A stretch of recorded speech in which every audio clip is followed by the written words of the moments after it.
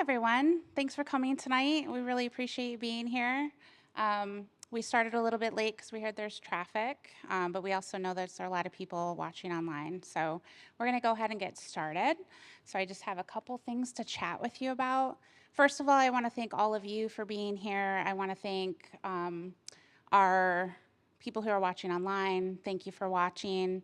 I am Jamie Ayers, the Director of Victim Services at Common Ground. We want to thank our community partners that are out in the lobby. If you haven't visited their resource table, I encourage you to do so after the event.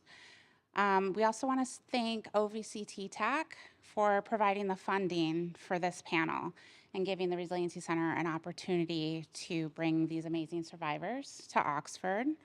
And we want to thank our panelists and our moderator for traveling to Oxford to share your stories of recovery and resilience and hope. As the All for Oxford Resiliency Center physical space transitions into a virtual mobile resiliency center next year, I just want the community to know that Common Ground is committed to support the Oxford community for as long as needed. Our victim assistance program is prepared to do that for long term. And one of our jobs for the next 6 months is to make sure that the community has resources and the tools that they need for their long-term healing. And this panel is one of our focuses to help with that. I want to let you know also, tonight's panel is being live streamed and it's also being recorded. So anyone who couldn't make it or couldn't watch it online, it will be on our website and our social media, so that way we can share it for as long as needed and help get that message out.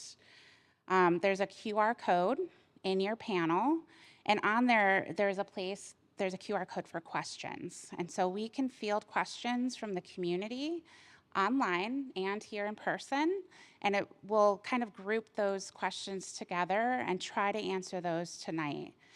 Our amazing panelists have said that if we can't get to the questions, all the questions we have planned and the community questions, what we're going to do is we're going to bring them back together, and we're going to do a recorded virtual meeting and ask those questions and get their responses, and we will also be posting that on our website and our Facebook page. So I encourage you to please ask the questions, and we will get to them. If not tonight, we will get to them in the near future. There's staff wearing these t-shirts, meaning they're ready to support you in any way that you're needed. You can seek them out. They're in the lobby, comfort room, they're in here. Or if you walk away and maybe they notice something, they might just come and check on you. And you can say, I'm good, or they're there for you for whatever that you need. And I encourage you, self-care. If you need to take a break, like I said, this is recorded, so you can come back and watch it later. So some of the topics might bring up a range of emotions, and we want everyone to be able to feel free to step away at any time. There's tissues also in here if that is needed at all. So I want to turn this over to our amazing moderator, Jess Monda, who's coming to us from Colorado, who's going to be the host for the rest of the evening. So thank you. Thank you. Thank you. Thank you, and good evening, everyone. Thank you for making your travels to this event tonight.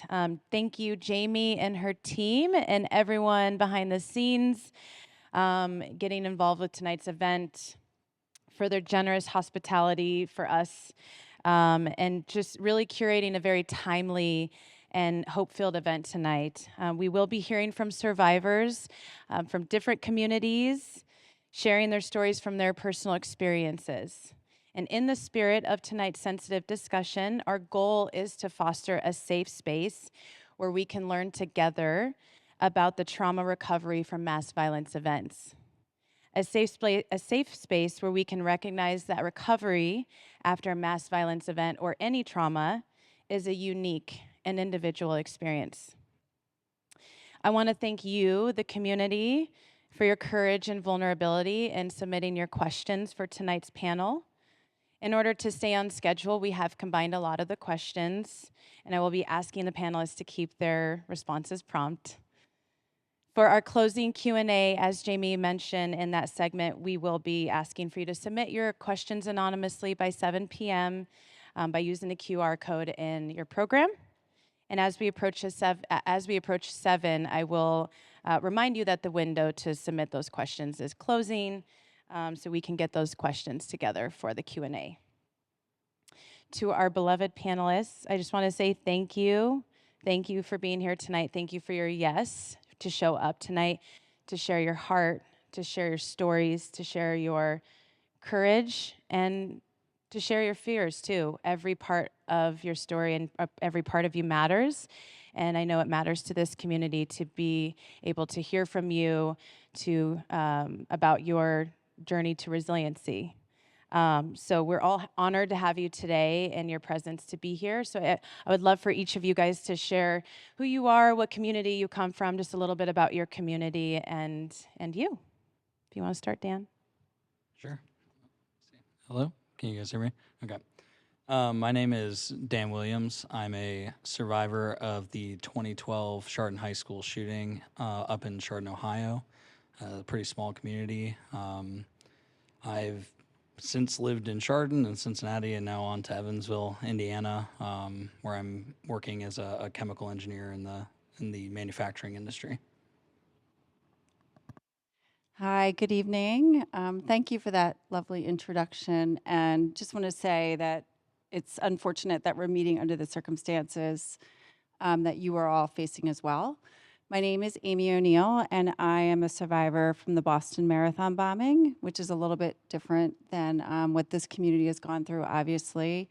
Yet we share a lot of common experiences. So I was a runner. I was at the site and injured at the site of the second explosion. And now that I'm 11 years, it's really just been an ongoing journey. So I think that'll be helpful too, just to hear, it's different for every person at every stage. So hopefully we can share some of that. I'm also a therapist, mental health practitioner, was before the bombing, and really developed what I understood about trauma and recovery through my own experience after the bombing. So trying to blend those two experiences together to all that I participate in. Hi, my name is Heather Martin, and I am a survivor of the Columbine shooting in 1999. I was a senior the year of the shooting, and so graduated, actually 1 month later. And I went to college, struggled a lot, ended up dropping out, and 10 years later, I really confronted a lot of the trauma that I had experienced that day, went back to college, earned my teaching license, and now I'm 13 years into teaching seniors at Aurora Central High School English class. Hi, I'm Kiki Leba, and I'm a teacher at Columbine High School. And in 1999, that was my first year teaching.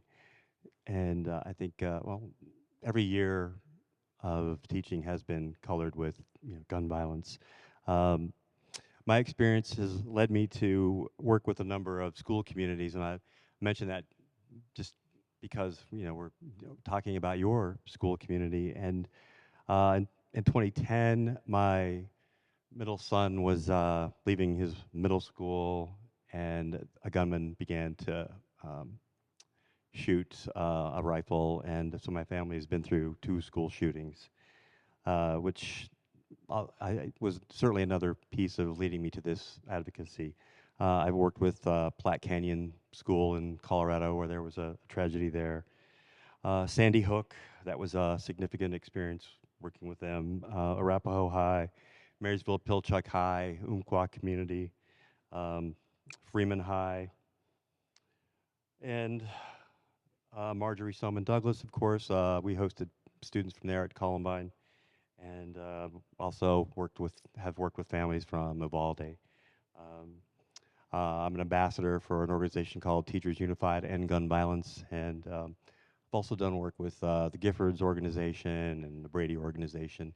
And I'd just like you to know that I'm here because I hope that maybe you can avoid some of the mistakes that I made along this journey, and other things that I witnessed with my peers and in my community. So I'm very, very pleased to be with you tonight. Thank you all for sharing a little bit about you and just a little bit about me. I was the Resiliency Center director for the STEM School Highlands Ranch Resiliency Center that was put up in the aftermath of their shooting in 2019. It was a K-12 school, so we served kids kindergarten through 12 at our Resiliency Center from 2020, and our grant ended May of this year. So that was a closing of our time. So thank you for having me. Jamie and everyone. So one thing that I would say would be a great way for us to start, so many people are supporting survivors, family members would love to hear, how to support their loved one. What would you like to say about, what would you want to share to your loved one to understand about your recovery and your journey from your traumatic event? And I'll start with you, Dan. Yeah, of course. So that's actually definitely a topic in my life that was pretty big. The shooting for me in Chardon happened my sophomore year of high school. So, going back to the school multiple years, having, the difficulties of growing in that space of still coming back, still going to school, still trying to push for an education. And, I think, obviously nobody expects or knows how to deal with this situation. So, I think my parents were at the time were doing, what they could and what they could figure out to do to support me. And, some of it was really great, and some of it, they struggled with as well, with kind of how we interacted in those spaces. And I would say, one thing that maybe would have been good to hear ahead of time would have been, to take their time with understanding that it is a volatile process, right? It's not always the same thing that you need every day. The process changes, where you're at changes all the time. You have really good days, really bad days, and everything in between. And, I think for my parents, they wanted to go textbook on everything. Everything was, this is what I read, and it's got to apply to you. And, for me, it didn't, right? It was a response of, hey, I feel this way, and I need your support. And I think had they maybe had that advice or that heads up ahead of time, that would have been a really good piece to take away. This is such a great question. I would say that this experience of being impacted by a traumatic event, such as the ones that we're all sharing about, is really a journey about understanding your place in your community that was impacted, your place in your own soul and spirit. What does this mean, in your life? Because you have one rhythm of life up until that day or that moment, and now everything's different. And, for me, I came home from Boston. I live outside Philadelphia. I came home to I have 2 sons. I did all the things I needed to take care of medically, but then, I send everybody off to school, and then you sit in the kitchen, and I'm just like, okay, so what now? What does this day look like? How do I move through the world today and how do I trust my own mind of everything that happened, what I felt, what I saw, what I think I saw, what I feel? And I think that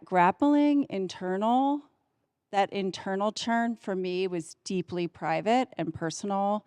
And I didn't even have the words. I didn't know how to say, I feel impacted by this. I know we'll get into a lot of topics as the night goes on, but shame is there. That's like, I'm fine, everything's fine, you look okay, so you're okay, so go back to life in the world. So it's just a complicated personal experience. And for me, what makes the most sense is it was all about finding my place, that life changed in that moment, and now learning to see how I fit into life after that is a process. It doesn't just happen.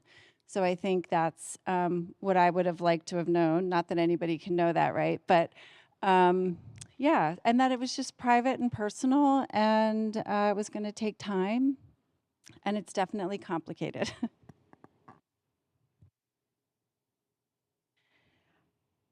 I would like loved ones and people who support survivors to know that I put myself under a lot of pressure to get over it and to be fine.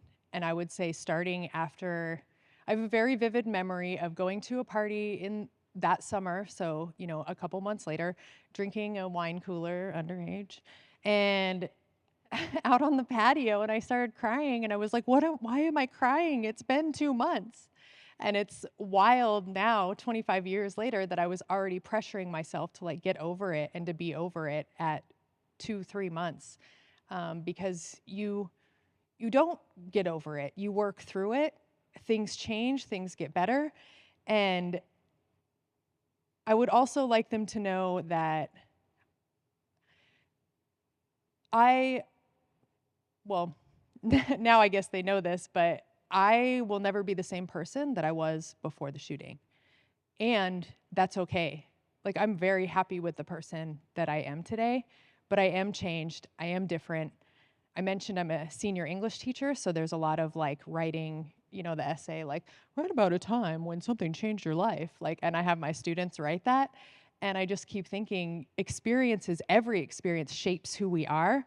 And this one is such a huge boulder in a lake that the ripples will go on, I mean, forever, really. So those, I think, are kind of the most important things that I would like, I mean, kind of anyone to know as they support others through an event like this.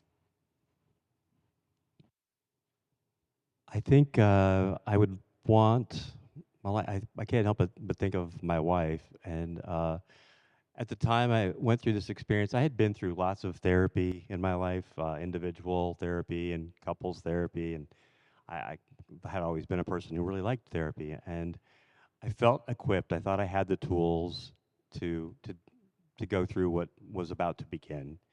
And I was not equipped to do that. I had no experience with trauma. And so I didn't realize it till, you know, quite a while later. I couldn't really see myself. And I didn't realize when, you know, I became depressed and started really suffering the symptoms of my experience.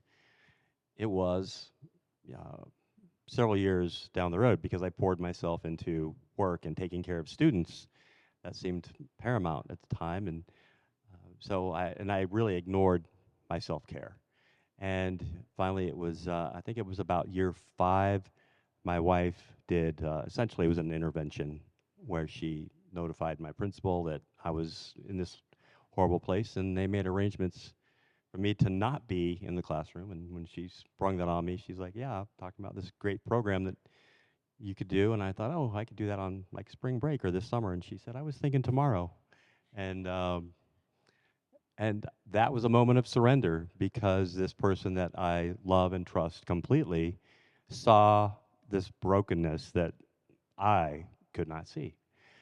And I had to trust, you know, that she was right. And also that, you know, my principal, Frank DeAngelis, was a willing partner in this. And things must have been bad. So I had to come to terms with that. So I think that's the piece for me, is that I lost the ability to see myself and where I was at. Thank you all for sharing that. And I just want to affirm that the healing journey and the experience of recovery is not linear. And that's what you guys have shared. It is a journey, it's a process, it's individual. And it's okay, as to what you said, Heather, to be where you're at. So with that being said, and you guys are the voices of hope, what is it that you have, is there anything about your trauma journey that has surprised you in your process? And being that it's not linear, being that it has its ups and downs. Amy, it sounds like you probably have something that you could share of, you know, really that surprised you in your journey to recovery. Yeah, this is another important conversation. I mean, just even to have with each other and yourselves. But for me, one of the things that was most surprising, and I mentioned that I worked in mental health, and I never would have judged anybody else's experience. Any client that came into my office, I met them where they were, like, I get it. And yet, for myself, it was this super harsh, critical voice like, you're lucky, you didn't lose more. And, things like that internal dialogue that just keeps you stuck in your shame. So, like Kiki said, eventually at some point, the authorities were calling us, the US attorneys, the navigators, saying, you should really go to counseling. So I was like, counseling? Like, absolutely not. Like, I am a counselor. I'm not going to counseling. So I called up therapist eventually, and I left a message on her machine, and it said, my marriage is in a bad place. I have these other things I've been through in my life, and I was in the marathon bombing last week. Like, totally buried the lead. And what I've come to learn is that the fact that my marriage was in a bad place, I had all these other things in my life that probably weren't that big of a deal until now, until that most recent tragedy, right? That experience really brought to the surface other things that were already going on that were mostly okay until that moment. So even though I knew this stuff, right? I had worked in the field, I worked in, really stressful and difficult environments. I was like, oh, this is what that actually means. And I would talk to myself all the time. I know that sounds weird, but I would talk to myself like, okay, if somebody told me this, I would tell them that. But yet, because it was me, I had such a hard time understanding it. And I just really quickly, I sent a note. Remember when Facebook Messenger had like a thing, you could send a message to people and if you weren't friends, they wouldn't get it. And then one day somebody was like, look in your other file, there might be messages. I sent a note to Liz Brown Norden. I don't know if anybody remembers her name. She had 2 adult sons that were in the marathon bombing. They each lost legs. So shame, shame, shame. I didn't lose more. I only lost this. They lost more. So I don't have the right to feel what I feel. I sent her a note in Facebook Messenger that said, I'm the mom of 2 sons too. I can't even imagine what you're going through. Like, I have nothing, but whatever I have, you can have. Trying to figure out a way to write that, level set that in my mind. And then I met her at the trial. She came up to me and was like, you sent that Facebook message. I recognize your face. And she was so loving and accepting of my story, which I felt like wasn't as significant as her experience, that changed my life. So the other thing that I would say that I was surprised by is how sharing my shame of my not enoughness in finding my place was so accepted by other people. I'm going to say maybe some in my community and some out of my survivor community, but that experience was shifting in a monumental way. So sharing, connecting, and getting brave enough to go to therapy because all the other stuff came to the surface too. Very powerful. Thank you for sharing that. Yeah, and we've been talking a little bit about that trauma comparison and stories, comparing stories. And Heather, I think you have a very powerful story yourself of what you've overcome. I would say, and maybe a challenge in your journey of your story and your story being validated and feeling brave enough to share it.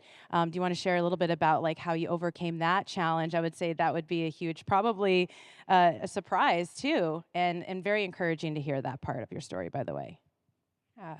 I mentioned I was a senior, and I barricaded in a room for 3 hours.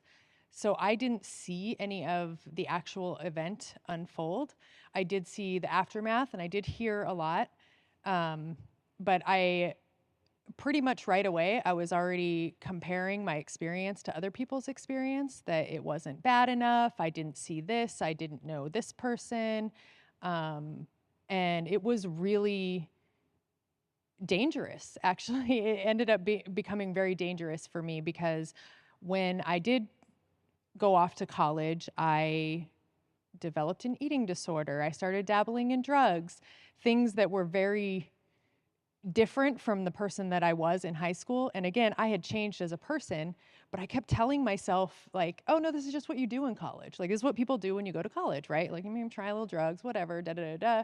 And I was refusing to admit that it would have anything to do with the shooting because it had been 6 months. It had been a year. It had been all of these things, or there's no way it could be connected to the shooting. Like, I wasn't hurt, like physically uninjured, like I survived. And as the years went on, it just kind of got worse and worse and worse, and it was getting harder and harder and harder on myself to get over it and to be better, and just in denial that any of my struggles had anything to do with the shooting. And ultimately, what really changed my trajectory was at the 10-year mark, we were invited back to the school for the the memorial events. And as seniors, like we hadn't been back in the school at all. I mean, I went back in to like get my stuff with, you know, the FBI, et cetera, but I hadn't been back in the school. So I went back and I really expected it to be, I mean, I was anxious and I was nervous, and it was all of those things. And I was very sad, and I got to reconnect with all the people that had been there with me 10 years ago. And being able to share stories and not be the weird one, not be the only person who, like, I went to college, they did a fire drill, I started crying, nobody knew my story because I didn't want to tell them. I mean, I didn't want to tell them because then they'd be like, oh, well, you know, you didn't know this or you weren't here. I don't understand why you're freaking out over the fire alarm. And so 10 years, I started reconnecting with peers and realizing that I wasn't strange. 13 years after the Aurora Theater shooting happened, and we decided to form a peer support network called the Rebels Project, named after the Columbine Rebels, where we were able to provide connection, which is to the Aurora Theater community, which is what we craved so bad as the class of '99. And as the years go by, I think I do still get a little surprised that I can still stumble and I can still be impacted by subsequent events, by things in my life. Like, you are always changing, you will always be impacted. Like, it's impossible not to be. But I am like, oh, here we go. It's not a step back necessarily, it's almost like a stumble. So surprised seems a little bit like positive for that, but it really is normal and to be expected. And it gets better, and I'm still okay. I've been through hard stuff before, and I can do it again. Thinking about events that continue to happen in communities, and Kiki, to your point of your story, you've had multiple incidents happen in your life. So how do you continue to navigate those incidents? And you've served with so many communities. What has been helpful or not helpful in that journey for you? Thank you. Well, I really had to learn the hard way about the self-care piece, as so significant.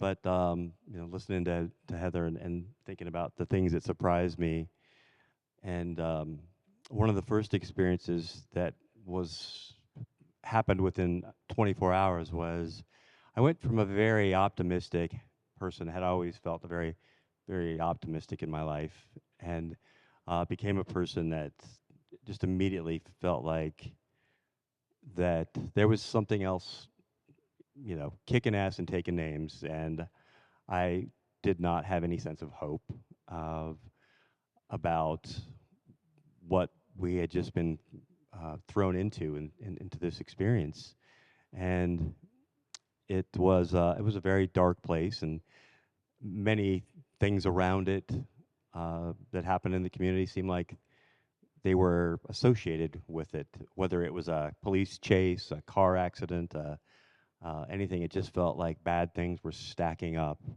and I was having a really difficult time trying to find a sense of that optimism, or that a sense that I was going to be okay, that we were going to be okay, and that was just such a difficult time to, you know,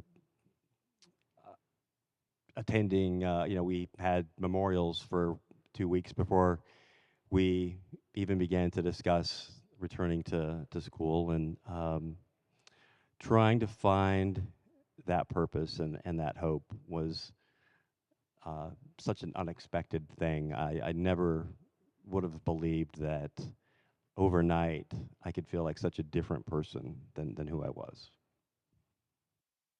Thank you for touching on the self-care piece, Kiki. We're going to circle back to that. I definitely want to circle back, but I want to hear from you, Dan.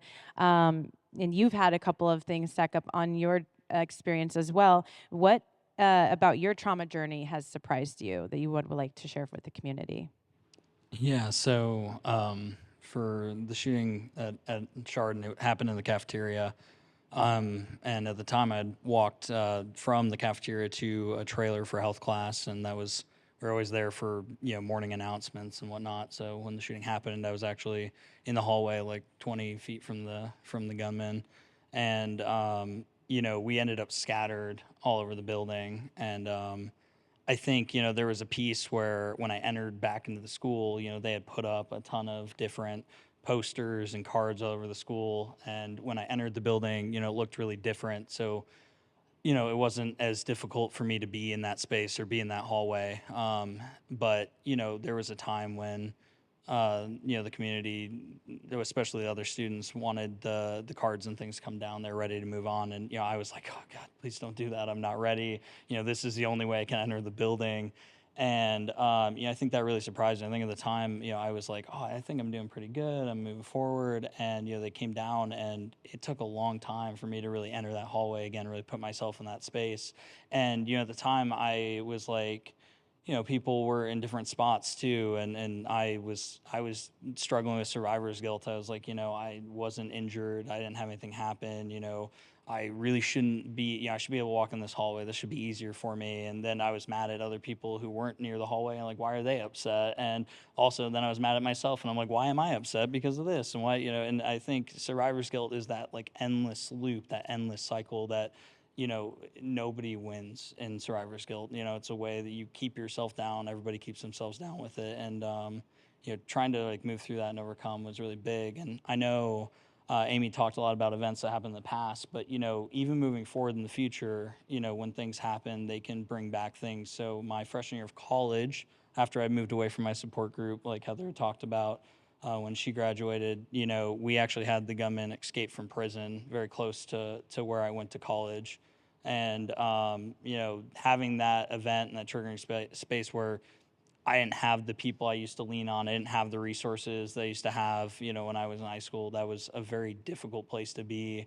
And I was super surprised. I was like, man, I finally have graduated, I've gotten away. I feel like I'm in a really good spot now. I've kind of started a new thing and moving forward, and it caught me extremely off guard. And I think, I've had many events moving forward past that had nothing to do with the shooting that have also caught me off guard and have, caused that to be an issue. And, it's something that I've gotten better at working through, coping mechanisms and things like that that are really effective. And I think, it's just be gentle and be, I guess, be kind to yourself too, because if you're not kind to yourself, it's really hard to move forward. Yes, continue on that thread with, how do you overcome, or what has that journey been like in terms of responding with your stimuli or trauma reminders, Amy? We've talked a little bit about when your sons were out, went to a parade, what has worked for you in experiencing these trauma reminders or things that may catch you off guard, and just like coping strategies that have worked for you? Yeah, this topic could be like a full day conversation. So, I mean, we're trying to keep things brief. So we could definitely get more into things afterwards. But, I'm thinking of elements of everything that you guys shared. So, you're in the darkness, you're angry, I'm supposed to be resilient. Da, da. I feel like all that is part of how you deal with things, right? So, I think your resilience is not turning away from the storm. So whatever the emotions are, the anger, the sadness, the loneliness, the shame, the guilt, the survivor's guilt, the helplessness, all the different things. And sort of that self-compassion piece is huge. And like, that's how you trust your ability to go through the storm and the darkness to get to the other side and be like, okay, I learned something about myself. But the trauma reminders are going to happen. I mean, you mentioned going down the hallway. My son ran track. I was at a track meet on Friday. The bombing was on a Monday. And my back was to the starting line, and the starting pistol went off. And I my body put me on the ground, laying on the track, stands full of people. I'm like, I'm okay, right? But it's just, it happens. Your body did it. But, those reminders are going to happen. That's how our nervous system captures what we've been through. But like, there's two ways to fall into the anger over it. Like, I shouldn't have to live this way. This isn't fair. Like, I couldn't control that. Or, like, okay, this happens. Okay, it happens. Like, where does my power lie? What can I do about it? So, being aware, breathing, regulating, resilience isn't being able to just get over everything. It's being able to walk through the mucky, dark parts to figure out what works for you. So I think engaging with whatever it is, whatever the reminder is, turning away and avoiding makes things grow and grow. So how can I face whatever it is? And yeah, and then you just get better at it over time with practice. Anyone else want to share to that? I would like to. I want to just put a personal note on shame and the emotion of shame. I still get anxious admitting this out loud, but our shooting was in 1999, and then there was a shooting at Virginia Tech where more students were killed than were killed at Columbine. And I remember feeling jealous that their shooting might overshadow ours and nobody would remember ours. And it's horrible to admit out loud. I can like feel myself just being sort of disgusted with myself for thinking that. But I also know that because of my experience and not being validated, like I just so desperately wanted to be seen and wanted people to know what I had been through. And if other people are moving on or this like shooting overshadows mine or whatever, it's like people aren't going to remember and they're not going to care about what I went through. And I think that changes over time. And I have still felt that in like little bits and pieces.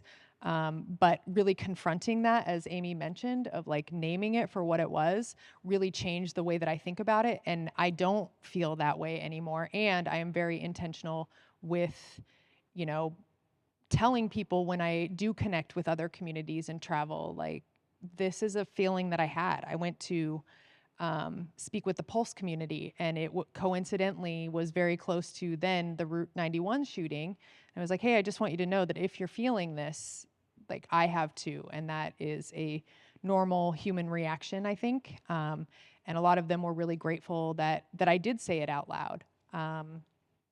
And I think it basically, I do want to touch on, like, again, that it gets better. Like, you bounce back faster. Like, sometimes your first reaction, like when I'm, crying over a fire drill and, sirens or helicopters were a really big trigger for me. And now I can recognize it, and it almost just like moves through your body quicker, and your bounce back time shortens. Like, it's not that I'm not impacted or affected. And when there are other school shootings, like sometimes it does put me down for a couple days or something. Like, I'm still processing and working through it, but you learn so much about yourself and how you can regulate and ground yourself and just find your way back from it. And we have the gift of time, I think, with Columbine, where we have the time to figure all that out, that over time it changes. And it's always going to be a part of you, but it gets better. And I don't know if easier is the right word, but like you learn how to manage it in an effective way. My wife,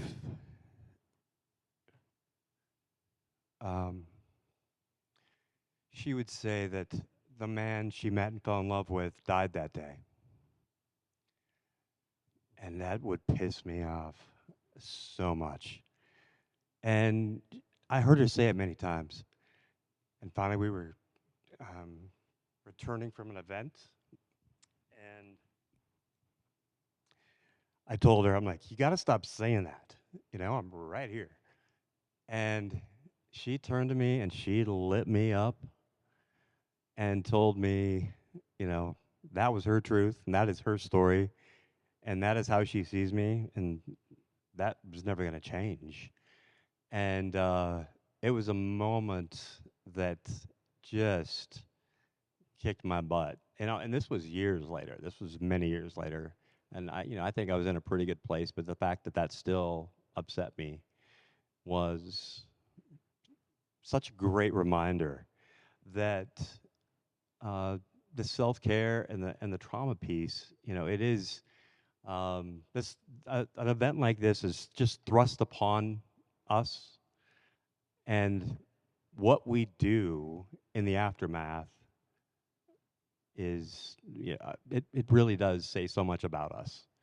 And although we feel very helpless, we get to make a choice about what this thing becomes in our lives. And that could be that idea can be very, I don't know, could make you angry as well. But just, when I think about even the division between how I saw myself and how my wife saw me, it was just, I think, representative of how, a community can become so impacted and divided. And when we begin sorting a tragedy into two things, to two sides, we're doing it wrong. There's, I think it was Molly Voss who wrote about this idea of, taking at a cellular level, taking a cell from a human heart and a cell from another person's heart, and you put them in a petri dish, and they're pulsing with life. And at one point, they will begin to pulse at the same rate. And the one that is beating faster will slow down for the one that's going more slowly. And that idea that even at a cellular level, that desire to, our nature to be in sync, to unite, it has to say something about our nature and who we are, and how we heal and walk through such an impactful experience in time. And that self-care piece is critical. When I was so upset about how my wife was seeing me, as opposed to thinking about how am I? How do I really, what am I doing? And recognizing how much I had changed and why. And that's where I needed to put the time and energy, was to look in the mirror, as opposed to being angry at my wife for, telling people that the man she loved had died. So this is truly a journey. And I think for me, the self-care piece is, sounds cliche, but it's a practice that is ongoing. And I think we have to, I know I have to honor that. Because when I stop doing that, I'll be back in that same place where, I can't see myself, or I'm not attentive to just recognizing what I need and who I am and the man I want to be. Just want to add quickly to that community. That happened in our community. So who was in Mark Wahlberg's movie, who got to go to the Red Sox with David Ortiz, who got what money from the one fund, who was in the one fund, how were people's injuries and experiences monetized and quantified, and all of those external events and situations and opinions just are an irritant to what Heather was saying about, like, how do I validate my experience? How do I know that what I went through matters? And those things that are happening at the same time, they're so injurious and so awful to endure. And they just do further break, we've all already lost so much. And now it's like, what do you mean there's a private viewing of something that people are, it's just, it's it's devastating, and unfortunately, it happens. I also work in this space professionally, in addition to being a counselor, and it happens in almost every community. I don't, and I think it's about what people are going. I know for me, it was about what I was going through emotionally, and how do we get our experiences validated? How do we get seen for what we're holding and carrying? You know, and not have to feel like it's less than or diminished because what somebody else is doing, or what they're experiencing. But it's really tragic that that extra layer happens in communities, and I know it happened with us. And I did not go to Mark Wahlberg's movie opening. I was not invited, but somebody was. Mark Wahlberg, there's still time. Thank you all. And I just want to bring a time check. We're almost to 7. So if you want to submit any questions to the panelists for the Q&A segment that we'll have here in about a half hour or so, please find that on your program. There's a QR code inside that you can scan and submit your questions anonymously. So Dan, I want to come back to you because you mentioned something really powerful about your journey in walking through the hallway, and it sounded like you kind of led on to the community was ready to move on, but you were not ready to move on. So how did you navigate through that? How did you process and interact? We talked a lot about resiliency and sharing what their needs were. How did you navigate through that need you had? Yeah, I think the first thing to say is it wasn't easy, right? I mean, the first step was I was really mad at everyone else around me. I was like, this is unfair. I'm not ready. You all should not be ready. And it's unfair to me that you've decided that now's the time to move on. And then I was mad at myself, and I was like, why are you not moving on? If everyone else is ready, then clearly you should be ready. So why haven't you figured it out? And honestly, I was stuck in that spot for a long time. It was probably like 2 years of just being so mad at myself, right? I'm going through therapy. I'm doing all the steps that I'm thinking I need to do. And I'm like, man, I'm just not ready to move on. And, what I really came to realize over the years is, I'm obviously, like Heather stated, it gets better. Like time helps, and having support network, especially an effective support network that listens and works with you, that helps a lot. But it's always there. I think the big piece that helped me in those times though was understanding, having that self-compassion of like, at some point I got to the point where I was like, okay, like I need to change something here because I'm hitting my head against a wall, right? I'm not getting better. I'm not moving forward. I'm moving backwards, if anything.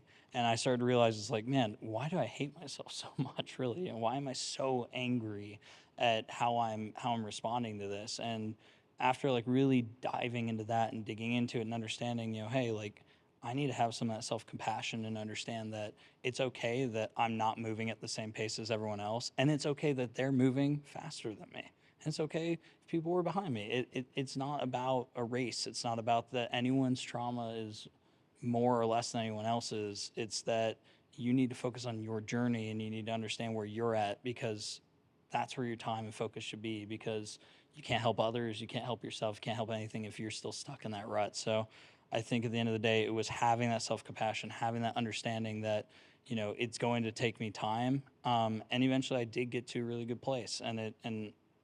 Yeah, I have days, I have bad times here and there, and, different triggers and things that really, put me in a bad spot. But overall, like, I did heal, but it took that step. The self-compassion is huge.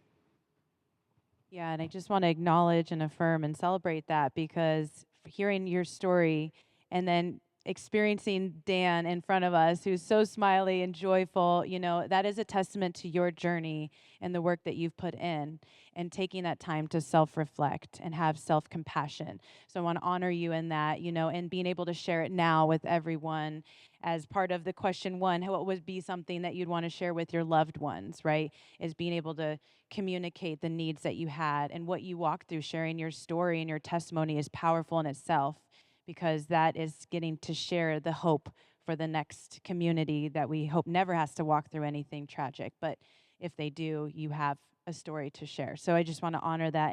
And Kiki, I feel like we talked a little bit about this, about community too, how important that was for you to share your part of your story and what that impact was like with your community.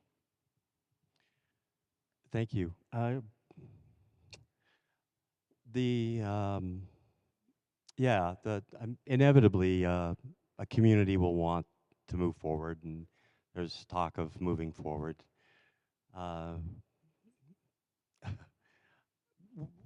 we grow weary of being in this, and we want it to end, but um, it's an internal piece, you know. It's wherever we go.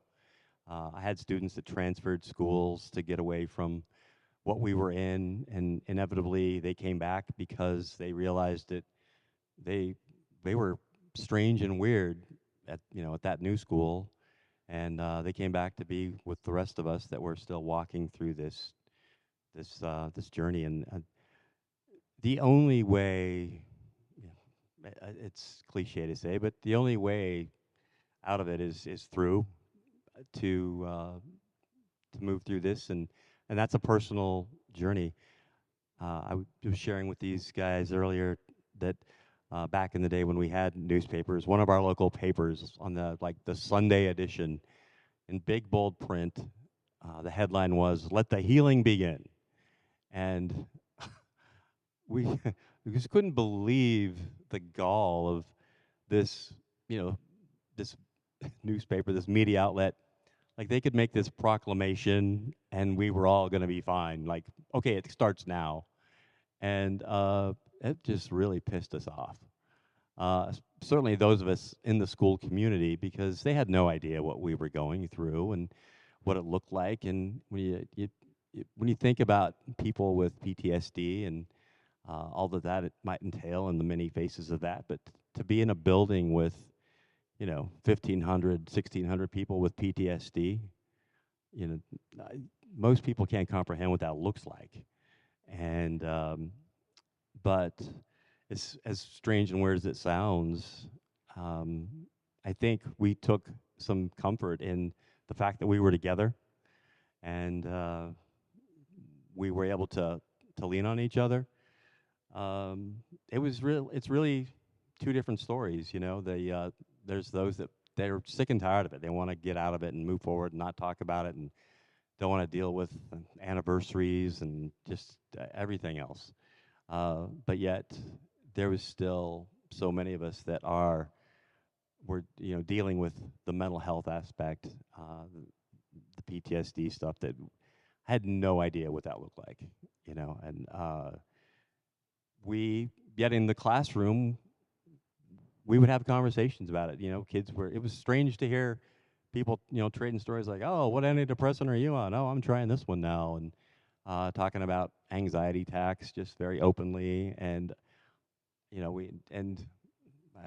think a lot of us grew to hate to say like the new normal, but there was this significant shift in what became important and how we functioned in the world, and how we interacted with each other. And how could there not be, after going through something so significant, how can we not expect to be so significantly impacted and maybe damaged, And to try and rush through this to me, it's crazy. I feel like, people wanted it to be over before, they had longer terms on the purchase of their car, than the healing period that we were, being, allegedly permitted in that time. And I think those of us that had the opportunity to come together and share and be open, I think that helped our process. But hearing messages otherwise about not moving forward or what's taken so long. I mean, I had members of my own family who would, I whispered to my wife, like, when is he going to be over this? It's been 6 months. And so even, people that were very close to us, it was just so challenging to deal with that piece, and just try to focus on yourself. And um, but I, I I I have to say though, I feel really grateful for like the students and staff that I was with. That they were pretty tight, and that we didn't listen to a lot of that outside noise, and we were very, very tight. Yeah, thank you for acknowledging that you got to press in and it changes people. You think you're at this stage in your healing journey, and then you're not at this stage. We had a recovery over time panel for our center and our community, and we had a mother from Sandy Hook who had a child in the classroom, twins in the middle school nearby, and a high school student in the same vicinity, and each child needed something different, and also their needs of healing didn't happen right away. The senior or the middle school kids didn't need support until high school. So I really appreciate you sharing and affirming that journey, that it is unique and individual, and it's a process and it takes time. Um, and so in that, sometimes I think people can feel isolated in their experience because it's not maybe matching or aligning with someone else's. So I think, Amy, you've talked a lot too in your story and your journey about isolation. How have you felt isolated, and what is some advice that you may have for people who maybe feel isolated in their experience or even in their healing journey? Yeah, I think we're all talking about that a little bit, right, in our own ways. But this topic, particularly, thank you for allowing me to answer it, is really has been such a mystery to me because there's people around you. Why are you alone? There's people you went through this. Why are you alone? There's people that you like. Why do you hate them in this moment? The whole thing. And I read a book for work. It's called Emotional Inheritance. This psychologist, Galit Atlas, and she writes about helplessness and loneliness. And so I emailed her and I'm like, I have to talk to you.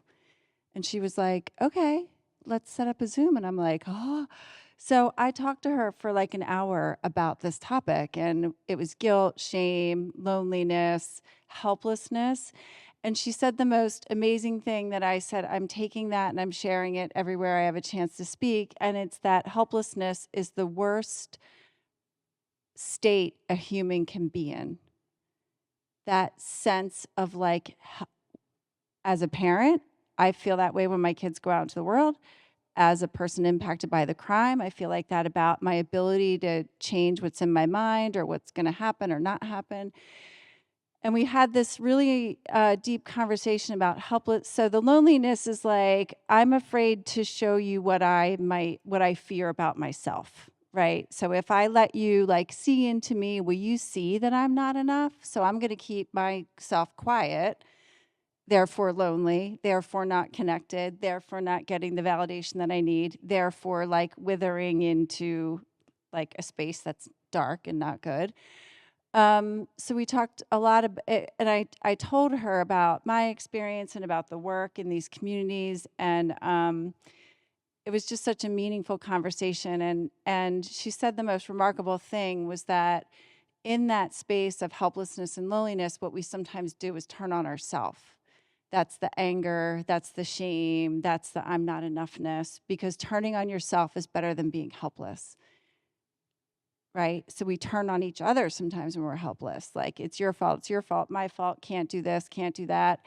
And I just think all that, the meat of all that is so powerful and significant, which I think takes me back to like, what is resilience to me and what is your journey?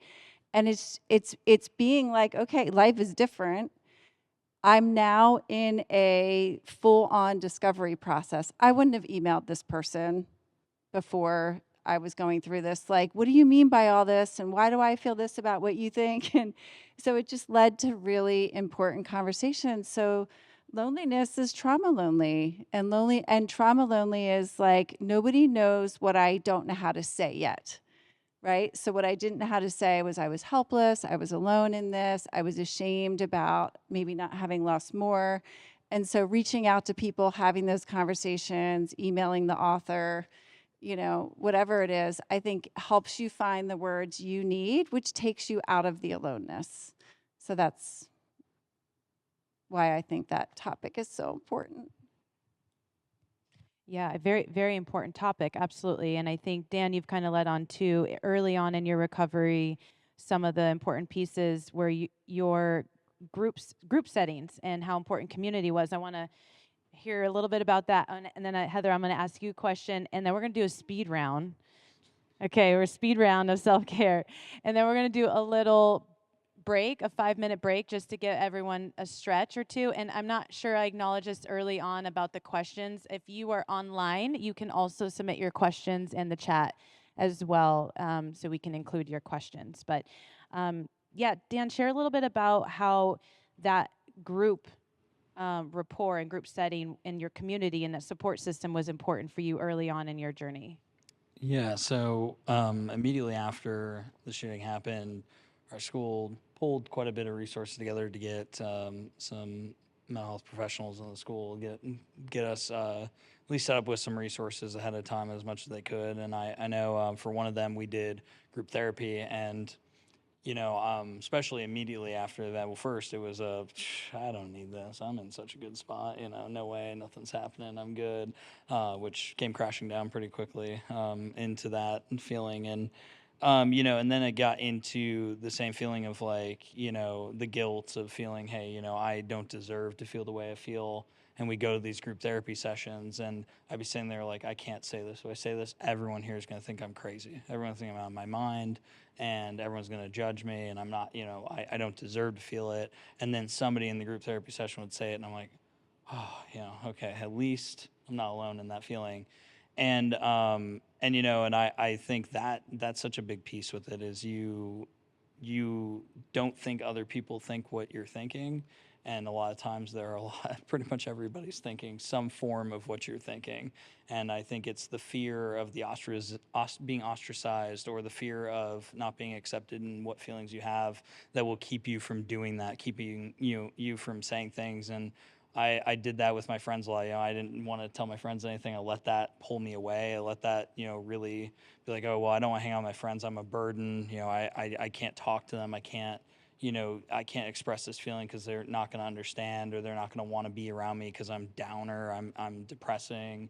And I really let that like own a lot of my relationships and really guide a lot of that in the early couple of years after the event. And I think that really put me in a spot where, I lost a lot of friendships, not because they weren't supportive, or not because, not because of any reason other than I wouldn't let them in, and I wouldn't talk about things. And what I found out many years later is a lot of those people felt a lot of the same things I did. And had I just talked about it, I probably could have saved myself a lot of that pain and isolation that I put myself through.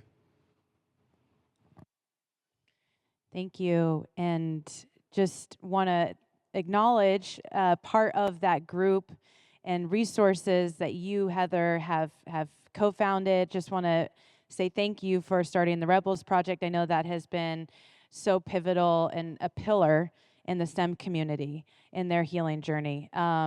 And many other communities as well that are experiencing mass violence incidents. So with the Rebels Project, in your experience, using your story to fight in advocacy, what has that journey been like? And what parts of it have been up and down? Because I'm sure it's got all the ups and downs and in-betweens that you can share about kind of that advocacy piece.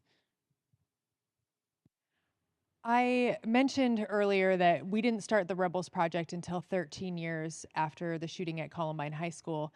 And there's a reason for that. I was not ready to advocate early on. I was struggling so bad myself. I also so desperately wanted to, and I didn't know how, but I wasn't ready. Like if I would have tried, I can only imagine what what that may have done for me. I wasn't ready. And I'm glad that I didn't take up advocacy that early on in my journey. And because even when we started the Rebels Project, we were like, after the shooting at the Aurora Theater, we felt helpless. We wanted to help. We wanted to do something, and we're going to do it. And guess what? We're going to do it right now. And we got like all pumped up. We're going to help everybody, all the people. We're just going to help. And the truth was that we were like, yeah, we're going to help. And all these people needed our help. And then we had to like turn the mirror and look at ourselves again. And we were all still struggling. We wanted so desperately to help other people, but we were still struggling. So it put me in this position where I did have to confront all of that stuff that I hadn't confronted. And it was really hard. And doing that work and putting myself back in that space was difficult because I was working with communities that were, 1 year out or a couple months out. And I was like, okay, what was I feeling then? And I had to like remember and reflect back on that. And just like Dan said, I mean, I could really sum it up in what, like angry. I was angry for years and years and years. Like it was just this quiet thing always burning in my stomach. And now with the Rebels Project, I have just learned so much in connecting with others, not feeling alone, because other people are struggling, other people might have nightmares, other people like that really helped. But truly it was therapy that helped me the most. And I did not go into oh wait, that's a lie. I went into therapy 1 year later. It was like a friend of the family, Mary can help you. Let's go see Mary. And Mary was a lovely woman, but did not know how to help someone who had been through experience like mine. I thought it was fine. That's good. Physically uninjured. I went for 4 sessions and I was good to go. 20 years is when I finally went into trauma therapy after 20 years. We did the 20-year mark events, and I was on the planning committee. And this is, it's going to get heavy in a minute.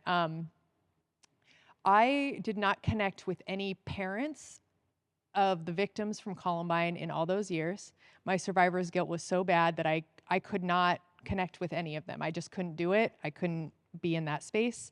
My first connection that I made with a person whose child was killed in a school shooting was Jeremy Richmond from Newtown. We became very close. Then I connected with a family from Virginia Tech who had lost their daughter Rima, and we became very close. And at the 20th, for the planning, I was on a committee with the families of Columbine. And it was so hard on me, and I didn't realize how hard it would be because I'm like, oh yeah, I talk to families all the time. Like I've got this. I can do this. And I found a trauma therapist who specialized in EMDR and brain spotting.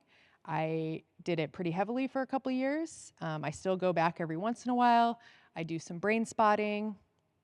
I still see her. I will probably make an appointment for when I get back. It's just a really good practice for me to make sure that I am okay to help others and be there for my students. And yeah, so I wouldn't say advocacy gets like too much and you just can't handle it, but you have to learn how you can manage yourself in order to do the work. And you have to be in a good space in order to, I think, do it. Well, I have to be in a good space in order to do it well. And just to kind of piggyback off what you said, I think having a support system, like Kiki's wife, a support system in your corner who you really trust, right? That if they say the hard thing, if they need to tap you out of advocacy or tap you out, you're going to trust them that maybe you need to take a break, then take a time out. And speaking of time out, we're going to do a quick a little round table circle of self-care before we do a little stretch and then hear from the audience. So speaking of that, taking care of yourself, kind of on that same thread, what are some of the ways that you take care of yourself? What are some self-care tips or practices that you could share with our community here? And also, how do you find beauty in moving in this next season and the next stage? And we have just to acknowledge what Jamie had mentioned, there are resources that will still be available to the community online, and how important it is to have resources that are very trauma informed, very specific to that trauma piece, and having therapists that can speak to that. So thank you for Common Grounds and all for Oxford for providing those ongoing support to the community. We'll just go right down the line here, Dan, if you want to go ahead and kick us off there. Yeah, so I would say probably the most effective method that I've had that has really got me through the bad days and shown me a lot of good is I always struggled with after the shooting of like, man, I talked a little bit about it with my friends. And like, I didn't feel like I mattered, or maybe not even mattered, but like that I was kind of worthless, that I didn't really belong with my friends. I was more of a burden than anything. So I actually started collecting like notes. And in my first year, the first anniversary after the shooting, I actually wrote a note to every single person in my life that I felt had actually done something for me. And what it ended up doing is it ended up actually pushing them to write notes back. And I've actually kept those, and I've kept a lot of notes from people over the years. And when I'm really feeling that like down or worthless or peace, I actually go back and I read those because there's nothing more affirming than, hey, my friends literally wrote this with their own hands and gave it to me to tell me that like people actually care about me. And I think that's been like my most effective coping mechanism of how do I still get moving forward. And then to the piece of like, how do you find beauty in the world? Honestly, it's two things for me. One is my friendships and my family. Like the people in my life, I love them so much, and I can't describe, what they've done for me. And, I think having the time to be with them and spend quality time with them gives me life and lets me feel, like there's a lot of value in moving forward and living life and doing things. And the other one is travel, seeing the world and meeting new people. That's been like a really reviving experience for me, meeting people from different cultures, meeting people from different experiences, and finding, similarities in experiences and also differences that have shown me things that I would have never thought of. And I think those two things really have shown me, that A, life is definitely worth living, and B, that there's a lot of beauty in the world. That was, thank you for sharing that.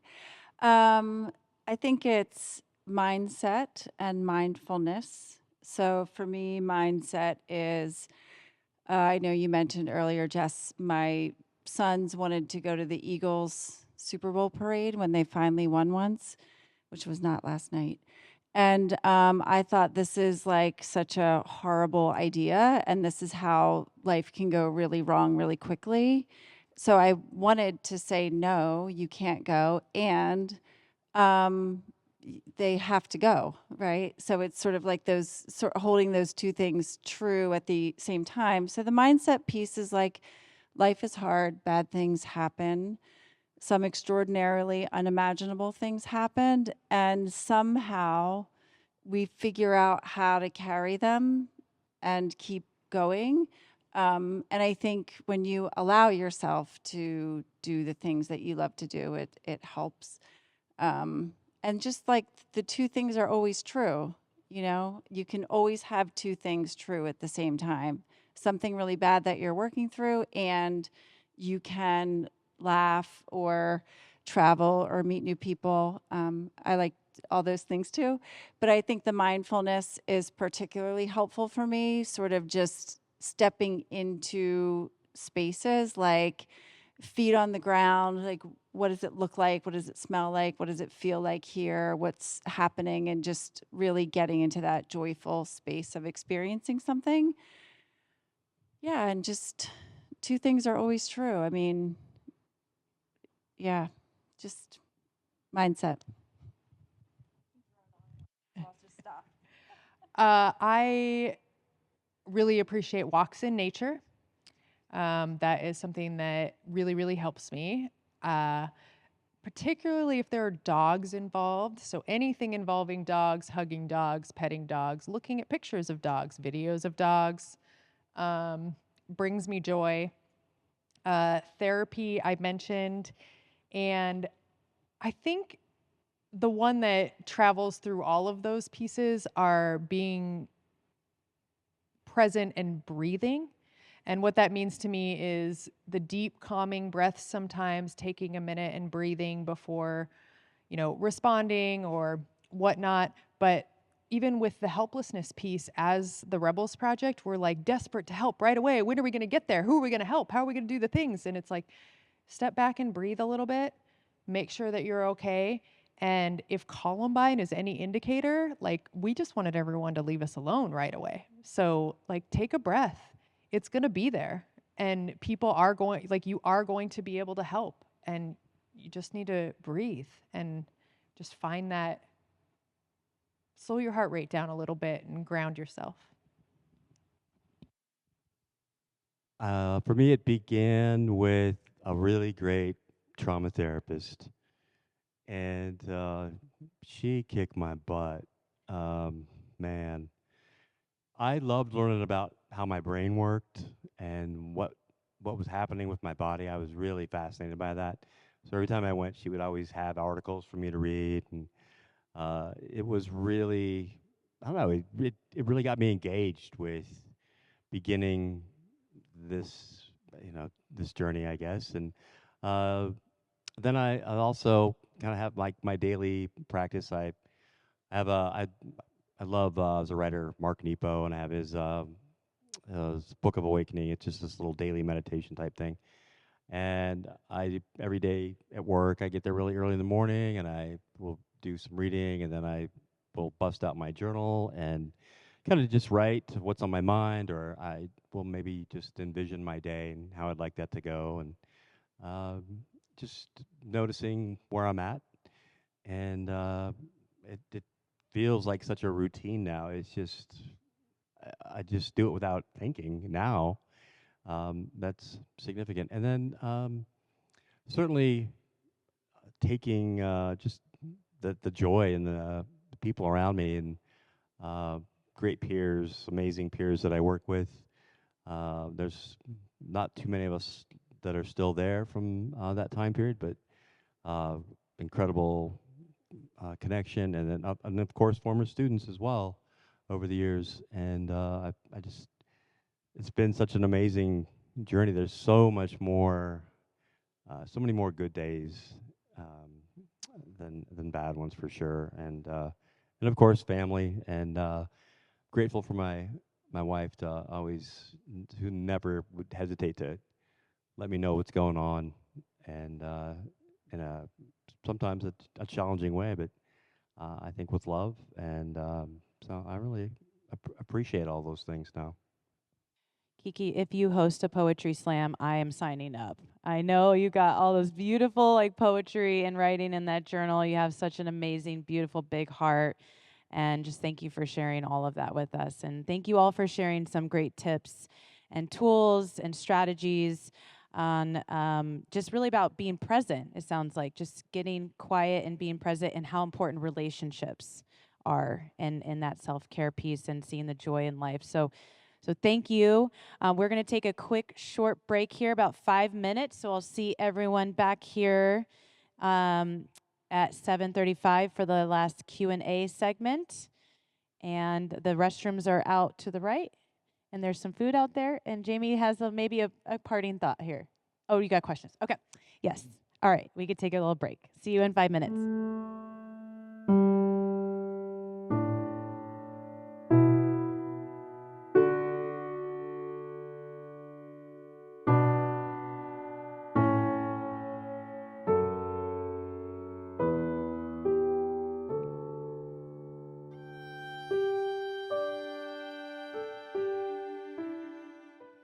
Okay, we are now at 7:39. If we're going to go ahead and get some of these questions started.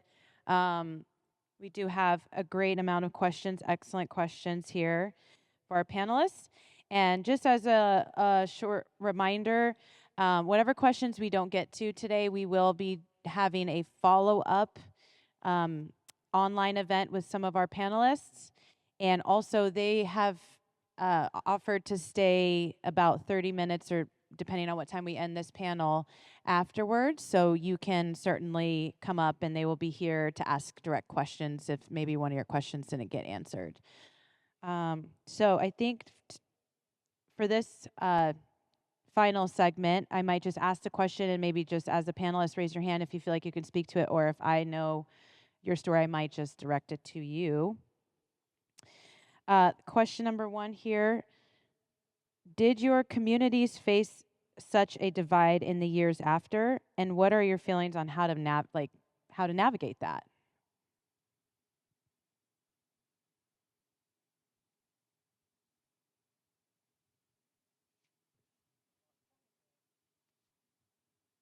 To form a response because it's really complicated in that yes. I can't draw obviously direct comparisons because I'm not a part of this community. Like I don't know all of the things, but I do know that there was, man, it was wild. And sorry, now I'm going 100 miles a minute where there was so much, I mean, anger and blame and fracturing. And from my end, there was this, I mean, there was like I said, always the underlying anger, but then there was like weird jealousy where like other people were able to tell their story and no one was listening to my story. And then, but I didn't want people to hear my story because then they would probably judge me for what I had been through because it's like, why are you telling your story? Like you didn't see anything, you didn't whatever. So it was just so complicated and just really driven by this, I mean, the trauma response of anger. Like anger is what I thought was the driving force, at least for me, for pretty much everything. And in my subsequent therapy times, uh, I think it was just kind of the end of the session where I was sitting there like zoned out after like a session of EMDR, and she's like, "Anger is a lot easier than grief, isn't it?" And I was like, yes. Like it was really like a profound statement to me. Um, and in my travels and visiting other communities, it fracturing is what happens. Like there it's so complicated and everyone has such different experiences. And the survivor's guilt is heavy and complicated. And there was a second part to that question because I feel like I just said a long answer for yes. Did your communities face such a divide? And then what are your feelings on how do you navigate that, I guess? Oh, that one I probably really, the only way I can speak to that is like pretending to go back in time and like what I would tell my younger self about it. And what I would tell my younger self about it is that like everyone is struggling and everyone has their story, and everyone's story does matter, and nobody's story is more important or better or more any, like, I don't know, I'm trying to stay away from quantifying language, but it's hard, like, than anyone else's. And that's what I would tell, my sweet little, well, 18-year-old self, because I turned 18 2 days after the shooting at Columbine. But so that's kind of my insight of like what I would tell my younger self in that position. How successful that talk would be, probably not so much, because I'd probably be just so mad and be like, shut up, you don't know. Yeah. Amy? We also had a huge divide in our community, our survivor community, or people impacted community. I would say, and what I did ultimately was be quietly angry. I wasn't out vocally being angry at other people's stories. I was just inwardly feeling my own stuff until I get to, what made sense in my mind. But ultimately, like looking inward, like what did I need? What did I need in that moment to like get me to where I wanted to be? Because I think that's what we don't ask, right? And trauma impacts memory, emotion, and cognition. So we think something makes sense. And just because I'm not out completely dysregulated doesn't mean that I'm not dysregulated. So memory impacted emotion then impacts behavior, right? So I think it's always turning back to me. I can't help what other people are doing. Lots of things aren't fair, but what can I do to get me to where I want to be? And it's hard not to compare to other people's stories and experiences. I think that's where your self-compassion comes in. So I think always turning back to self is something that we can Your do. own personal roadmap. Your own personal roadmap. Roadmap to resiliency. Yeah, I love that. So we have a question here that I think for those survivors who were students, who were children at that age or during your incident. Um, when uh, s- hold on, here we go. About what around what age did you feel out of the fog?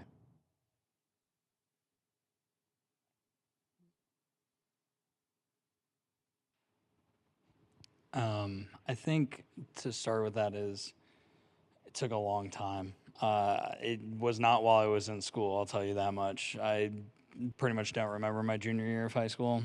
There's parts of my senior year I don't remember, and especially parts of my sophomore year when the shooting actually happened. And I think what's really key here is it's not about what age or how long or when do you get there, because it's going to be different for every person. You know, every single person that's experiencing it could be a year, it could be 5 years, it could be 30 years, you know, and even then, you know, you're still going to have good days and bad days. It's just the hope is that you end up with a lot more good days than bad. And, you know, I think as you can hear with a lot of us up here, like that is where you can end up. You know, it takes a lot of work and it takes a lot of, you know, like Amy said, you have to work with yourself and be kind to yourself. And I think had I known that I could have been kind to myself earlier, I think that would have helped me a lot more. I spent the first year and a half in high school being mad at something, like Heather was saying. Anger was so prevalent, and I just couldn't get myself to get over the anger, and I couldn't get myself to the next hump of, like, you know, how do I actually move forward? You know, I think I told myself I really want to move forward, and then the same breath was like, man, but I'm really mad about what happened, right? And so I let myself continuously hold on to the anger, continuously hold on to that feeling of, you know, well, I want to move on, but, you know, what about this or what about that? And I think doing that and not letting myself kind of let go of some of that anger and get through to where I could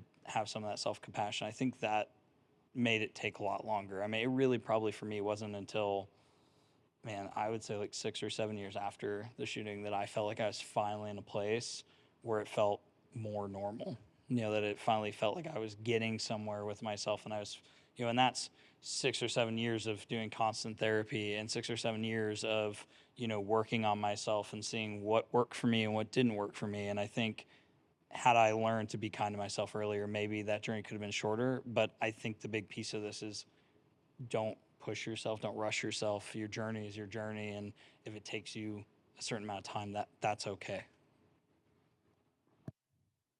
I will also echo kind of the 6, 7 year, but really my turning point was 10.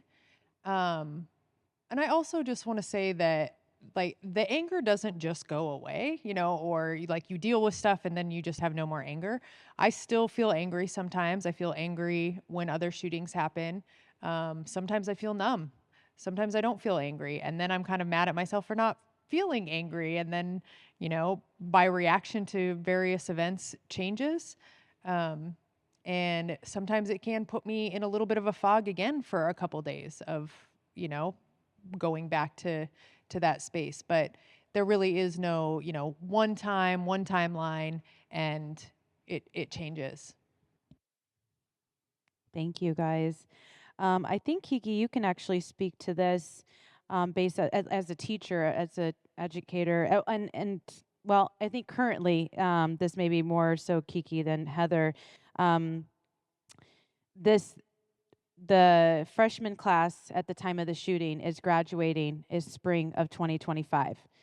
So there's this thought in the community that everything will go back to normal once that freshman class graduate.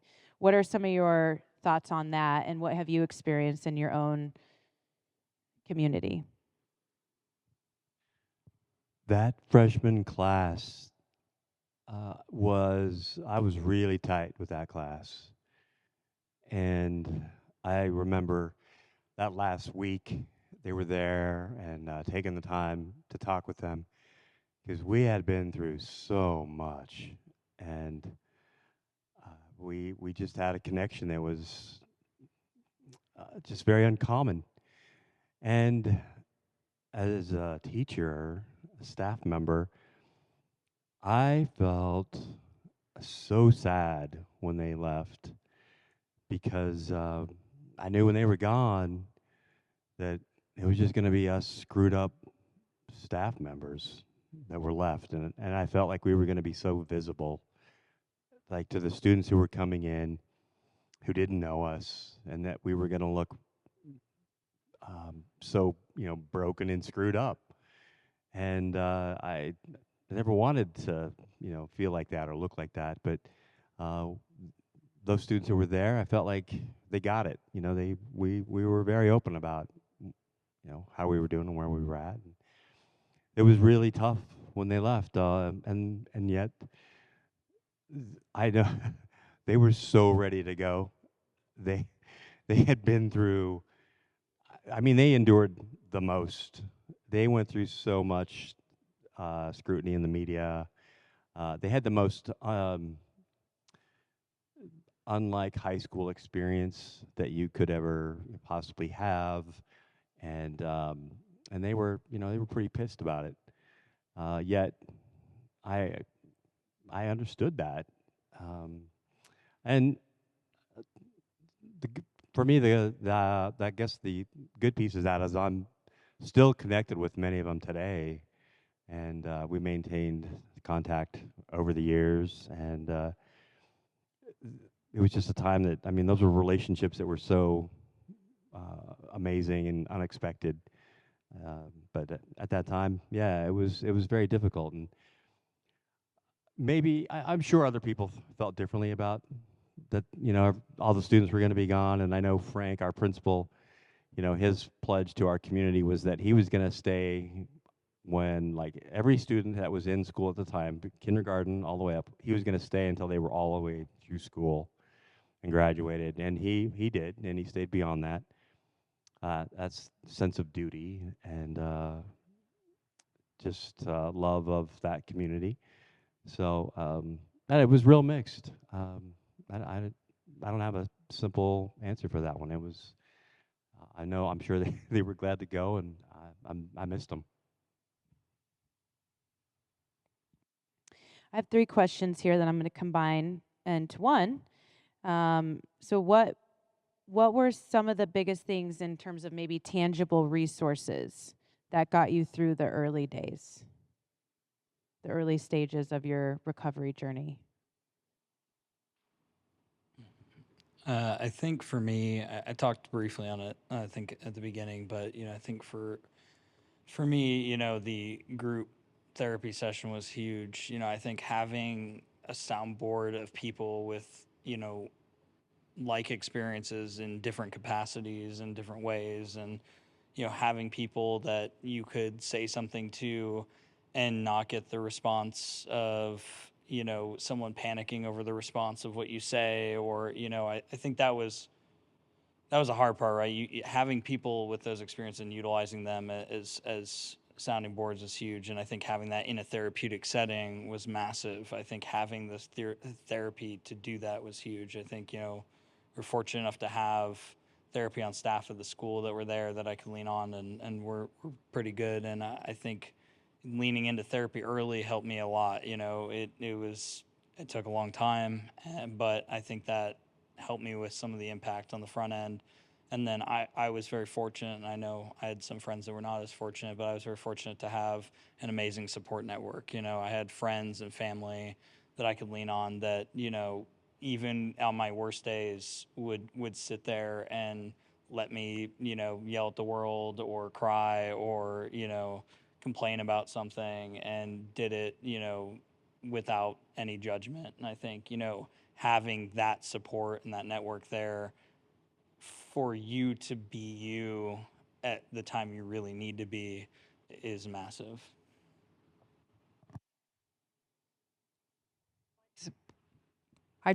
So I felt like I didn't have access to any of the supports afterward because I mean, it's 1999, so there's not like the interwebs.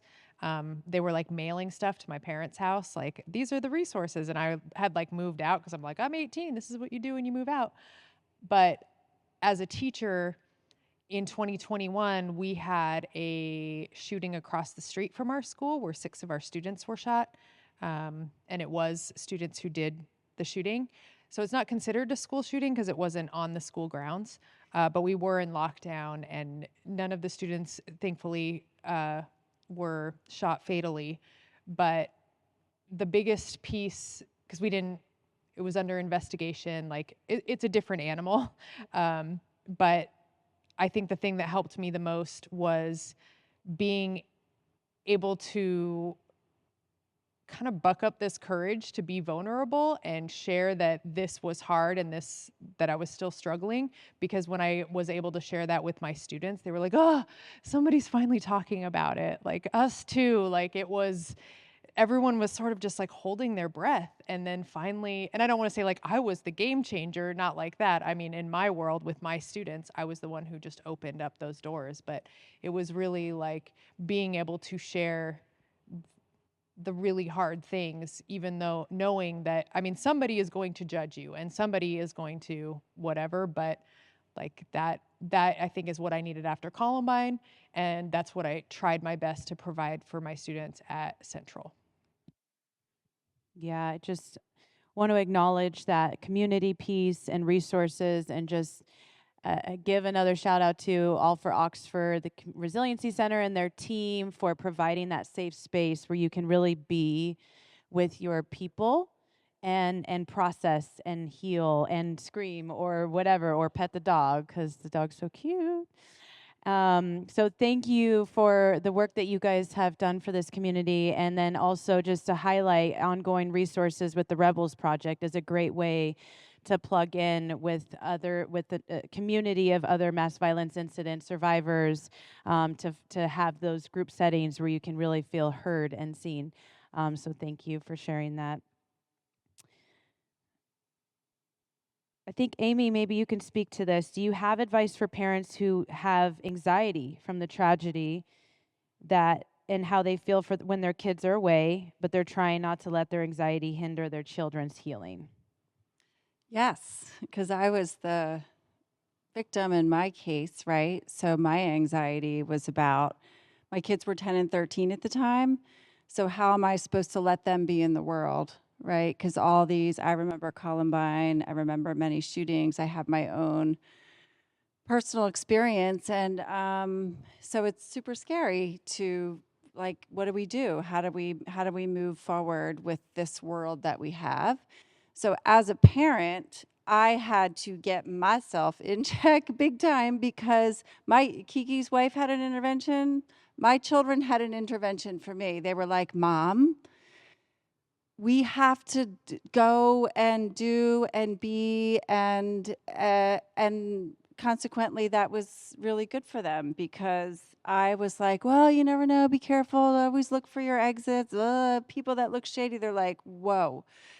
And it's really hard because my kids also, probably similar to what some of you have gone through, had to go through a trial experience.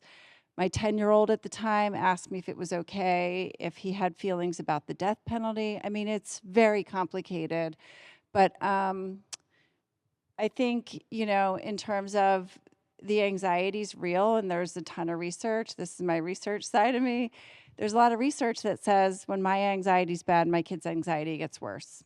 Or if my kid doesn't have anxiety, but I do now, I'm going to project it onto them. So, we've all sort of talked about resources of therapy or counseling. And if that is something that you're interested in, it could be really helpful, even if it's not like I need to go do a big emotional deep dive, but I want to learn how to not feel so terrified. I mean, my kids went to the Eagles parade and I was like, okay, they're going to go, I'll go. I just won't tell them all there. I'll call law enforcement I know. I'll have them on. Like, I had all these escape plans and craziness. Yeah. So, I think just two things at one time. Bad things happen, and lots of times they don't, right? And we want to keep, how do we balance those two things at the one time? And you do that by taking care of yourself. When you feel like something's not right, then you investigate it. And when you feel like you're good to go and you want to participate, go. And just that's back to that self-compassion piece too. But just know that everybody in a family is going to handle something different. And my spouse at the time really handled it terribly. Not in terms of like saying the wrong thing, but like not being able to engage with it. That was really hard. So that's, another division there, and how multiple people in one environment can have different reactions. But just making it available, talking about it, anxiety is real. When we give into it, it actually gets worse. So we have to figure out how to do that. You can't, every time I don't do something because I'm afraid to do it, then I'm more afraid how your body and brain works. I'm more afraid the next time. So there are challenges, and I hope we don't sound at the same time of all the challenges and learning and the muddling. There's also like a prom and a date and other good things that happen at the same time. So it's hard. We just want to keep the scale as balanced as possible. So I just want to say something from like as a kid in the household with my parents, right? I think something I had really wished my parents had been was honest with me. I knew they were struggling. It was obvious. And even if you don't think it is, it is. I could hear my mom cry at night, and I could, experience the things that were a struggle with my family. And I think it made me feel often that I couldn't reach out to them. I hid a lot of stuff from my parents because I felt like they're already struggling, they're already in pain. If I tell them this, I'm going to make it worse. So they weren't my outlet for it. And that's not necessarily a negative thing. I had a lot of good outlets, but I think it would have really strengthened our relationship had they come to me and said, hey, this is how I feel. Can we have a discussion about something? Can we talk about it? Can we sit down? Because I was 15 or 16 at the time. Like, I was smart enough to know what was going on, and if your kid's struggling too, they are as well. They can see it. I just wanted to add to that I know when I'm making a decision that's rooted in fear, I'm not making a good decision. I'm not doing my best thinking, and also I was keenly aware that my kids were watching me. They were pretty young when the tragedy happened, but in the following years, I know they were noticing how I was, and I wanted to be present for them and uh, just be the best that I could, and of course that goes back to self care. But I was in a good place. I wasn't making decisions that were rooted in fear. I was, Oh, great. Thank you, guys. And just to do a time check, I think we're going to politely go a little over just because we started a little late due to traffic. So if you do need to head out, we understand, but we are going to extend our time a little bit beyond this panel. We have some great questions here. And then any questions that weren't answered, again, you can approach our panelists afterwards. So I think it says for all panelists, but especially to the educators, do you find yourself incorporating your own journey into a lesson for others or students? That being yourself every day is all right, or that growth is possible?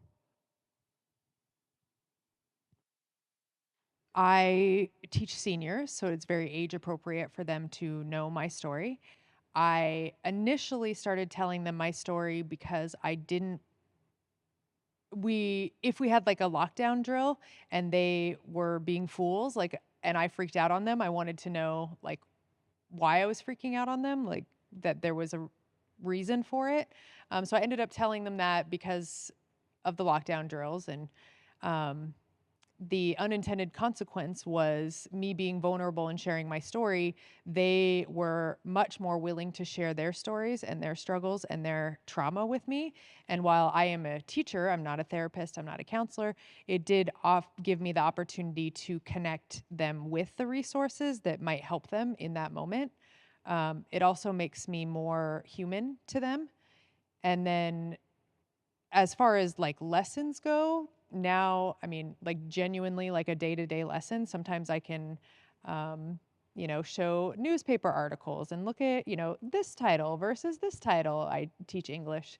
But it is very, I appreciate sharing my story. I think that my students appreciate it, and it makes me more human, and they get that. They connect to the human side of you, and in turn, they absorb that, and I think it makes our relationship much stronger.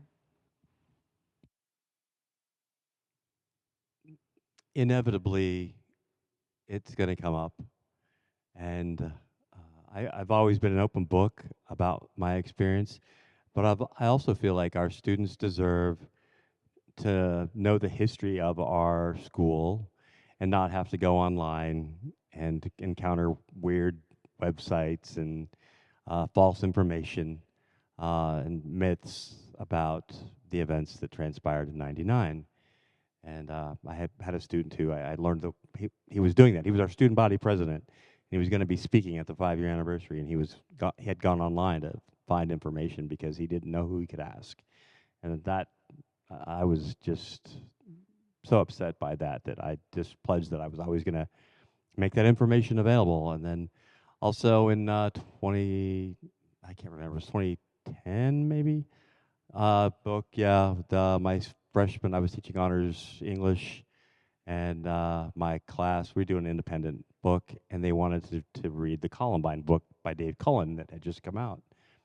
And I was floored by that. I was not expecting that. And they were genuinely curious, and so I talked to the principal, and Frank was like, "Yeah, sure, we'll do. If parents don't, mind, we." And so we did, and I think that speaks to their curiosity to know about the history of our school and what we had been through, what I had been through. And I think I would much prefer to have them ask me questions than for them to be seeking that information from some online sources. So yeah, it's to this day still an open book about it.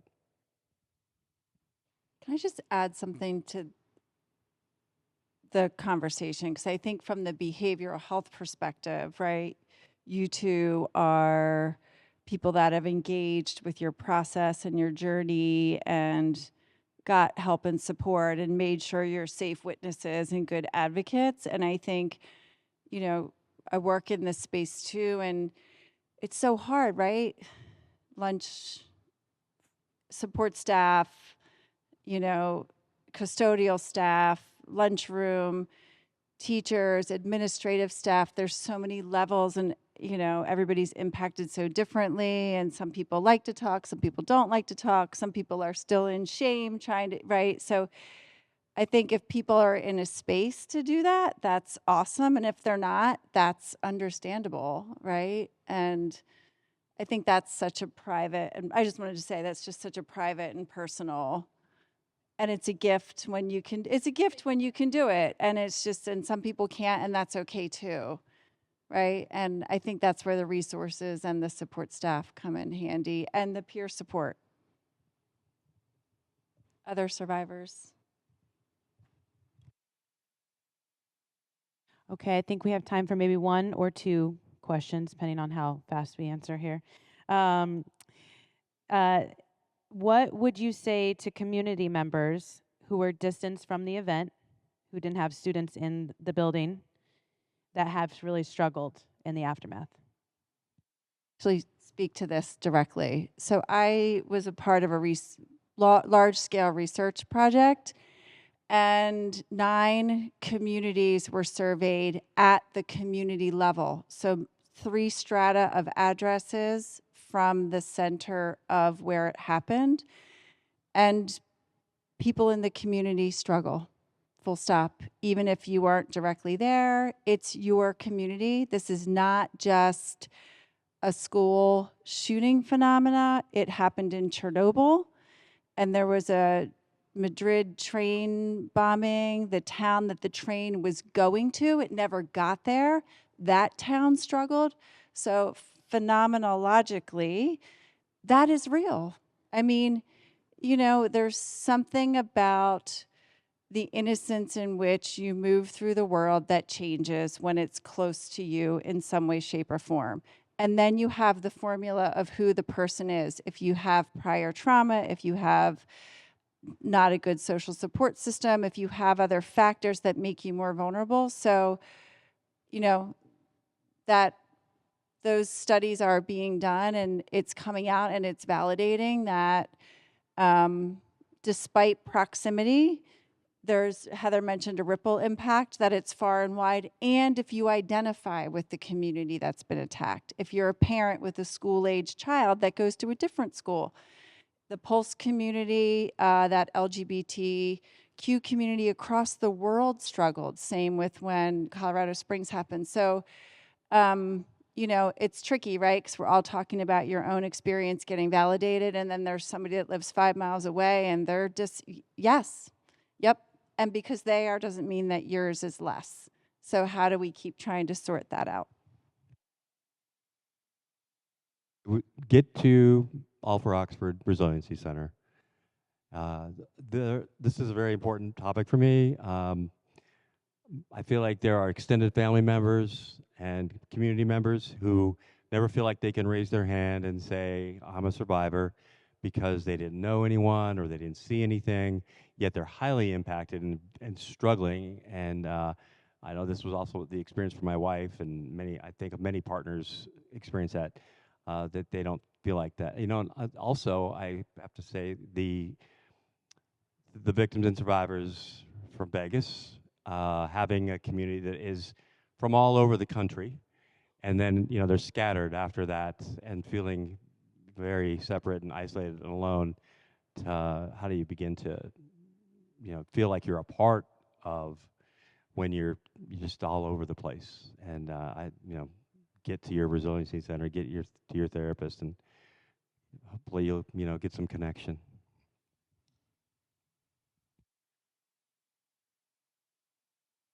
Are we good on time? Okay. Well, I do want to say thank you to all the panelists for all of your shares tonight, for being vulnerable, for being brave, sharing your story, sharing your heart with all of us. And thank you to everyone who submitted questions. If you would like to stay after and speak with the panelists, they're going to be here for another 20 minutes or so. And as a reminder, this event was made possible by funding from OVC T-Tech. So if you could take a few minutes at some point and scan the QR code in the program and provide some feedback, that would be awesome and very helpful for the Resiliency Center. Yes, yep. I also just want to say, you know, I'm incredibly impressed by you guys coming out as well. You know, I know it's a lot easier said than done to be in a room full of people that you don't know, that you don't necessarily share an experience with, and trying to find connection and, you know, impact in that. And, you know, being able to come out here and be in front of us or be online and you know, tune into this is pretty impressive. So just, like, you know, make sure you give yourselves the props for how much effort that takes as well. And also just know that if you're feeling a little bit after this, like it is hard. So be gentle with yourself, be kind to yourself. It's going to be a lot to process, and that is to be expected. And since we're doing final words. Yeah, let's do our final hope statements. Yes, please. But it's a transformative, life-changing experience. But transformation can be good, right? So there's something on the other side of that. So making meaning and figuring out how it's changing and reshaping you, and like falling into something different, you know, just back to that hope. Like there's another side. Even though that guy that my wife met and fell in love with isn't around, I think I've become, I don't know, I think I'm pretty damn funny, entertaining, fun to be with, insightful, thoughtful, caring, empathetic, and I feel good about this journey. And we laugh a lot, and sometimes it's really dark, but we're able to laugh about our experience, and we have that camaraderie. And think you've heard every question that I had a kid ask me one time. If you could go back in time, would you not be there? And I was like, oh, come on. And I can't, I mean, this is my experience. This has been my journey, and I'm a product of that. And it's taken a lot of work, but I feel good about where I'm at today. Trauma is not a competition. It's just not. I have to remind myself of that, but get some t-shirts made. Trauma is not a competition. And there's no hierarchy in suffering. That can go on the back of the shirt, I think. Thank you, guys. Thank you all, and thank you all for tuning in and being here. Just as a reminder, the event is being recorded, so you can access it on the All for Oxford website and on their social media. So thank you for being here. Get home safely, and thank you. Have a great night.